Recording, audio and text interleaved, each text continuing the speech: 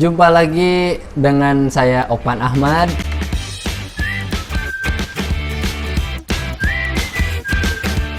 Pada tayangan ini saya akan membahas mengenai refleksi terhadap garis dengan persamaan Y sama dengan MX ditambah C secara umum. Dan ini merupakan video lanjutan dari video sebelumnya yang membahas materi yang sama. Hanya pada video kali ini saya akan bahas lagi, akan bongkar lagi mengenai rumusnya yang kalau pada video sebelumnya saya masih melibatkan trigonometri. Nah, pada tayangan ini kita bongkar lagi rumusnya sehingga dalam menyelesaikannya kita tidak perlu lagi menggunakan trigonometri, yaitu untuk fungsi trigonometri tangen ya. Nah, karena tidak selamanya gradien garis singgung ini merupakan nilai dari tangen sudut istimewa. Oleh karena itu, pada tayangan ini kita turunkan rumus yang sebelumnya pernah kita munculkan, pernah kita bahas, sehingga pada rumus yang akan kita bahas ini rumusnya itu langsung menggunakan gradien tanpa perlu lagi menggunakan trigonometri ya. Oke, kita lihat lagi pada pembahasan sebelumnya, refleksi terhadap garis dengan persamaan Y sama dengan MX ditambah C. Nah, itu bayangannya itu diperoleh dengan cara perkalian matriks transformasi, di mana matriks transformasinya sendiri adalah cos 2 theta sin 2 theta sin 2 theta negatif cos 2 theta dikali lagi dengan x y min c, di mana x y nya adalah titik yang dicerminkan dan c nya sendiri adalah konstanta pada persamaan garis y sama dengan mx ditambah c, ditambah lagi dengan 0c. Nah, sebelumnya rumus inilah yang saya sampaikan, tetapi kelemahan dari rumus ini ketika gradiennya bukan merupakan nilai dari tangen sudut istimewa, kita nggak bisa menggunakan rumus ini dengan mudah. Bisa sih, tapi nggak mudah gitu ya. Alasannya seperti itu. Oleh karena itu, kita coba uraikan lagi rumusnya sehingga cukup dalam menyelesaikannya itu kita cukup menggunakan gradiennya saja atau nilai koefisien X. Pada kasus ini adalah M ya, dimana M sendiri adalah tangen theta. Nah, ingat tangen adalah depan per samping, berarti sebenarnya tangen theta ini bisa juga kita tuliskan menjadi M per 1, di mana M-nya adalah panjang dari sisi depan, sementara satunya adalah panjang dari sisi samping.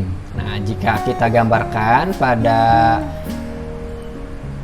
segitiga siku-siku, tangen theta M per 1 ini gambarnya adalah seperti ini ya. Jadi segitiga siku-siku, di mana segitiga siku-sikunya ini sisi depannya panjangnya M, sementara sisi sampingnya panjangnya 1. Dan dari Pythagoras, dari teorema Pythagoras, kita bisa memperoleh nilai untuk hipotenusanya, yaitu akar dari 1 ditambah M pangkat 2. Nah, dari sini coba kita uraikan, dari segitiga siku-siku ini kita uraikan bagaimana sinus 2 tetanya dan bagaimana kosinus 2 tetanya, sehingga hasil dari ini bisa kita bisa kita jadikan pengganti untuk matriks transformasinya yang masih memuat fungsi trigonometri. Nah, ini di sini sinus 2 theta rumusnya sendiri adalah 2 dikali sin theta cos theta. Nah, di mana sin tetanya sendiri dari segitiga siku-siku di atas itu adalah depan per miring, di mana depannya adalah M dan miringnya adalah akar dari 1 ditambah M pangkat 2 dikali kosinus theta. Kosinus theta samping per miring kan, dimana di sini sampingnya adalah 1 per miringnya akar 1 ditambah M pangkat 2, yang kalau kita lanjutkan ini hasil perkaliannya adalah 2 per 1 ditambah M pangkat 2, dapat sin 2 theta. Sementara untuk cos 2 theta berarti di sini cos 2 theta itu kan rumusnya cos pangkat 2 theta dikurang sin pangkat 2 theta, atau cos kuadrat theta dikurang sin kuadrat theta. Sama, kita ganti kosinus dan sinusnya berdasarkan sisi-sisi pada segitiga sebelumnya, sehingga di sini untuk cos berarti kan 1 per akar 1 ditambah M pangkat 2 dikuadratkan lagi dikurangi dengan M per akar 1 ditambah M pangkat 2 dikuadratkan lagi, dan akan kita peroleh untuk yang suku pertama ini menjadi 1 pangkat 2 tetap 1, akar dipangkatkan tinggal 1 ditambah M pangkat 2 nya aja dikurangi, yang ini berarti pembilangnya menjadi M pangkat 2, penyebutnya menjadi 1 ditambah M pangkat 2. Penyebutnya sudah sama-sama 1 ditambah M pangkat 2, sehingga ini bisa kita sederhanakan menjadi pecahan di mana pembilangnya adalah 1 dikurangi M pangkat 2, penyebutnya 1 ditambah M pangkat 2. Nah, dari sini, dari hasil penguraian sin 2 theta cos 2 theta bisa kita gunakan untuk menggantikan fungsi trigonometri yang terdapat pada matriks transformasi. Berarti kalau kita tuliskan di sini X aksen Y aksen, sekarang akan menjadi matriks transformasinya sendiri. Untuk kosinus 1 dikurang M pangkat 2 dibagi 1 ditambah M pangkat 2. Nah, ini terlalu besar space-nya, saya kecilin lagi. 1 dikurang M pangkat 2 dibagi dengan 1 ditambah M pangkat 2. Sementara di sini sinus, mohon maaf ya, ada yang terlewat. 2 dikali pembilang ya, ini 2 kali M kali 1, ini bukan 2 melainkan 2M. 1 dikurang M pangkat 2 dibagi 1 ditambah M pangkat 2 tadi untuk kosinus 2 theta. Untuk sinus 2 tetanya berarti kita tuliskan 2M. Mohon maaf, 2M per 1 ditambah M pangkat 2. Untuk selanjutnya ini berarti sama, ini posisi untuk sinus 2 theta, berarti kita tuliskan lagi 2M dibagi 1 ditambah M pangkat 2. Dan untuk yang baris kedua kolom kedua ini untuk kosinus theta bertanda negatif, berarti kita tuliskan negatif dari 1 dikurang M pangkat 2 per 1 ditambah M pangkat 2. Seperti itu hasil kita mengganti sin 2 theta dan cos 2 theta dengan yang baru. Nah, kemudian di sini tetap sama ya, kita tetap tuliskan X Y kurang C ditambah 0C. Nah, tapi ini masih agak sedikit rumit kalau kita perhatikan, dan untuk bisa mengingat rumus ini agak masih kompleks ya. Kita bisa lagi menyederhanakan bentuk rumus ini menjadi seperti berikut ini nih. X aksen ya, aksennya bisa kita tuliskan. Nah, perhatikan pada matriks masing-masing komponennya penyebutnya sama. Jadi untuk masing-masing penyebut pada komponennya kita tuliskan terlebih dahulu di depan sini sebagai perkalian skalar dengan matriks. 1 dibagi 1 ditambah M pangkat 2. Nah, kita tuliskan dulu sebagai pengalih skalar ya. Kemudian untuk komponen-komponennya sendiri kita cukup menuliskan pembilangnya. Berarti di sini 1 dikurang M pangkat 2.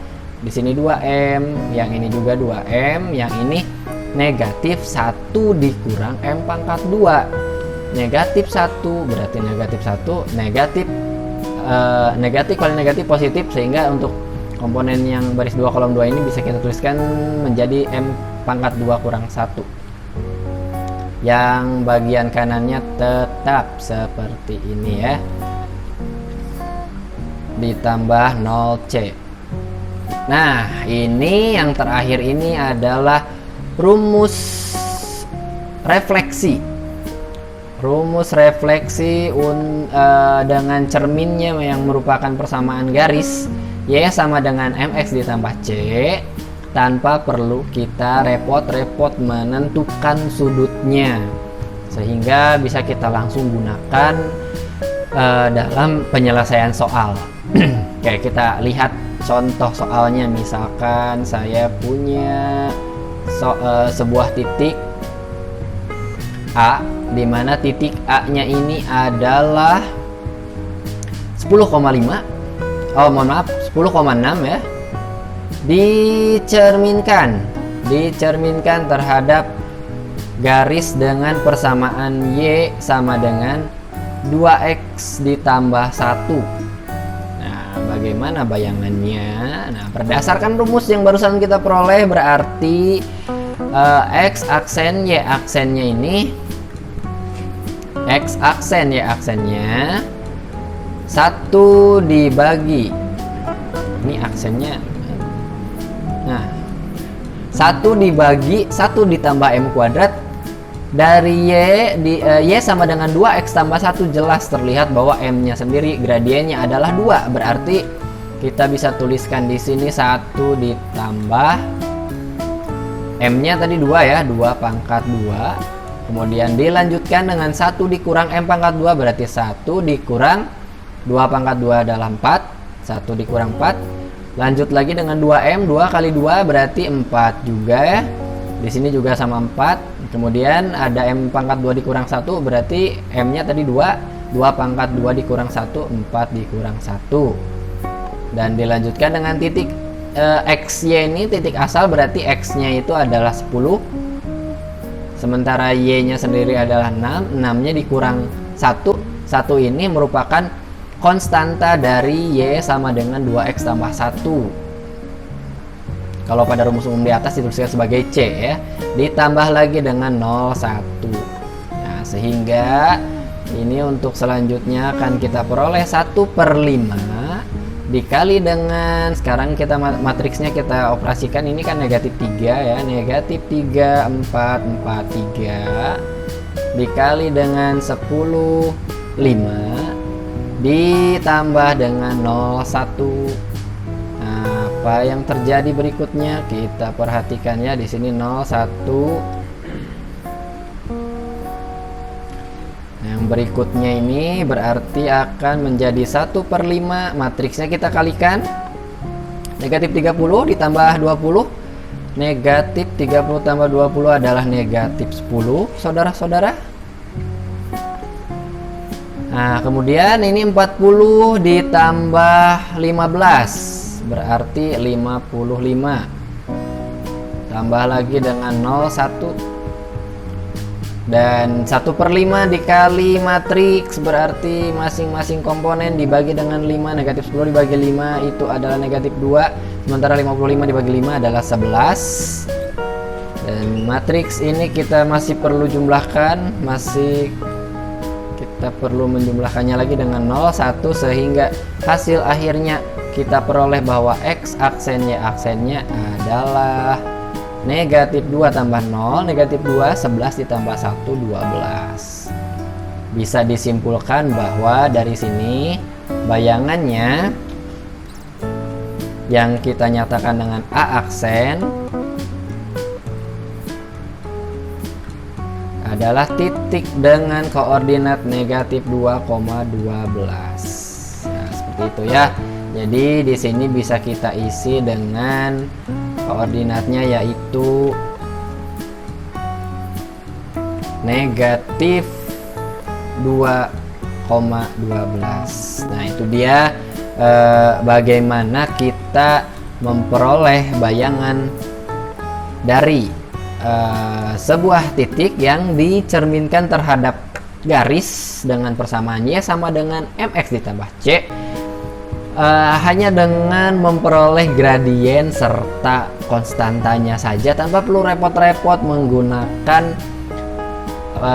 fungsi trigonometri. Tapi ya tanpa rumus ini pun sebenarnya bisa ya, ketika misalkan ada sebuah permasalahan ya kita nyatakan aja nilai tangannya pada segitiga siku-siku, sehingga dari sana kita bisa langsung memperoleh nilai dari sin 2 theta dan cos 2 theta-nya, kita substitusikan ke matriks transformasinya dan kita bisa menyelesaikannya dengan lebih mudah lagi, dan ini bisa digunakan ketika kita lupa rumus yang ini. Oke? Dan semoga tayangan ini dapat membantu kamu memahami konsep refleksi terhadap garis dengan persamaan Y sama dengan mx ditambah c. Terima kasih telah menyaksikan tayangan ini. Sampai jumpa lagi. Oke.